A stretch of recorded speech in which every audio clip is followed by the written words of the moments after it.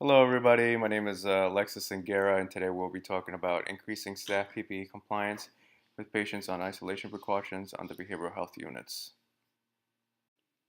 The use of personal protective equipment is necessary in order to prevent the spread of infections, which can lead to morbidity, increased hospital stays, and increased mortality rates. The creation of a synthesis project team was necessary due to the non-compliance of personal protective equipment in the behavioral health units under study. Patient and staff safety should be a priority in every healthcare organization. When noncompliance or adherence is noted, necessary steps and initiatives should be implemented to create a culture of change. As leaders at the bedside, evidence-based resources such as articles, pamphlets, and brochures were used in order to educate staff and convince staff of the importance of PPE compliance. Different methods to tackle the safety concern were used, such as interviewing staff on barriers on PPE compliance, ensuring availability and accessibility of PPE, providing educational resources to increase awareness, gathering and analyzing data, and using the Plan, Do, Study, Act PDSA cycle to initiate and implement a practice change. There were different collaborators in the project, and these were as follows. Nurse Manager LR helped in guiding members of the synthesis project and educational resources, using time and resources wisely, attending collaborative meetings, and gathering and analyzing data. Risk Manager AJ invited members of the synthesis project to health improvement meetings, how to improve patient outcomes, and gathering data and analyzing it. And there was a synthesis team members. Members included myself, RNDT, RNKG, and patient care technician BM. All members of the team contributed in collaborating with unit managers, gathering pertinent data, participating in observational studies, ensuring that PPE carts were stocked, and supplying staff with educational resources. Posters and graphs were created by members of the synthesis team to promote change initiatives in the unit. Storytelling with successful outcomes were used to convince staff of potential change initiative successes. The aim for this project was that in 3 months, 100% of healthcare staff on the behavioral health units will adhere to the compliance of using PPE usage on patients on isolation precautions. The change concept for this project was that non-compliance with the use of personal protective equipment for patients on contact precautions or isolation precautions on the behavioral health units is a major safety concern that puts the health of staff and patients at risk. The non-compliance of PPE equipment can additionally prolong patient hospitalization stays, cause comorbidities, increase morbidity and mortality rates, and increase healthcare costs. There are many reasons why healthcare personnel may be non-compliant with the use of PPE.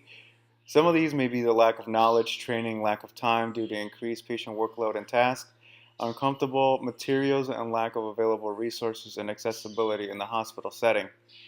The Joint Commission recommends that healthcare professionals wear a gown whenever they are anticipating that they will be in direct contact with a patient or potentially contaminated surfaces that are in the close proximity to the patient on isolation precautions. In addition, it is recommended that professionals remove gown and gloves before um, exiting a patient's room or cubicle. Proper hand washing techniques should also be considered and monitored for patient safety, outcomes, and the prevention of spreading contaminated organisms. The use of PPE can prevent the exposure and spread of pathogens, and some examples are the norovirus, the rotavirus, MRSA, and VRSA. Staff may be non-compliant with personal protective equipment due to negative role models. Nurses and other healthcare professionals see others not being compliant, so they feel like they don't have to do it as well. The benefits of following policies and procedures in regards to proper use of PPE equipment is known. Not only will the patients under direct care of healthcare professionals be safer, healthcare personnel will be safer and healthier as well. A reduction in patient morbidity, hospital-acquired infections, and even mortality rates will be observed. Reduction in patient healthcare costs will decrease and patient satisfaction rates will increase. The end result will be a healthcare environment in which health promotion and cleanliness is a priority, decrease in patient hospitalization stays, and readmissions. So I use the PDSA cycle, which is the model for improvement to tackle the safety concern. This four-phase process allows you to test changes in a small scale, observe what happens, to tweak them as you go, and test again. This is a much simpler process than others, and it enables rapid testing and learning. The cycle was used to plan our synthesis project, testing or to do the observational studies, studying the data and acting and establishing the change once implementation of the change demonstrated effectiveness. Implementing and spreading the change. The process of implementing and spreading the change was first started by speaking to the nurse manager. The nurse manager was first hesitant in initiating this plan for change as time and resources needed to be accommodated. Convincing for this change was demonstrated by providing evidence-based resources, using data collected by the risk manager and how reduction in such data could reduce morbidity, reduction in hospital stays, and mortality rates. Healthcare staff compliance was a challenge in the beginning stages of the change initiative due to lack of teamwork, unit culture, communication, and not following policies and procedures. So educational resources, data, and support from hierarchy staff was used to promote a culture of change and change initiative. So solution and positive impact to this problem was assembling PPE carts and placing them directly outside of the patient's rooms who were on isolation precautions. These carts were assessed weekly to ensure that proper equipment was stocked and available to in a variety of sizes for staff.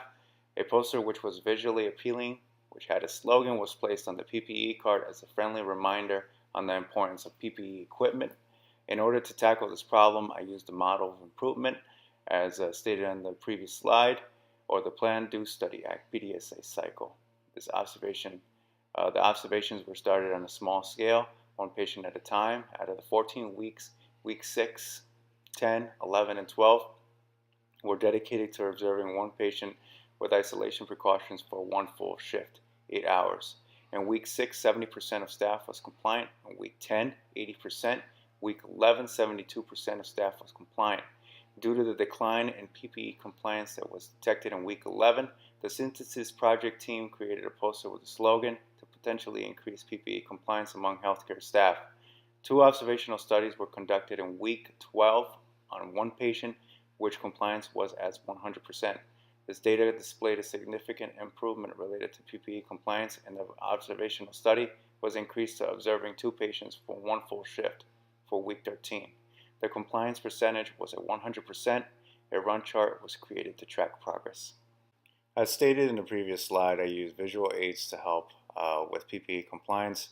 I used a poster with a little cartoon figure on it that stated PPE as easy as 1, 2, 3 to keep the spread of and prevent the spread of BUGS bugs. I also made a graph, a run chart, which displayed our progress and helped the synthesis team track progress on the PPE compliance. As stated before, week 6, 10, and 11, we tracked progress with observing one patient on PPE compliance. A decline in week 11 propelled us to make the slogan and the poster. And in week 12 and week 13, we saw a PPE compliance of 100%. And this is my reference page. Thanks for watching, and I hope you enjoyed the video.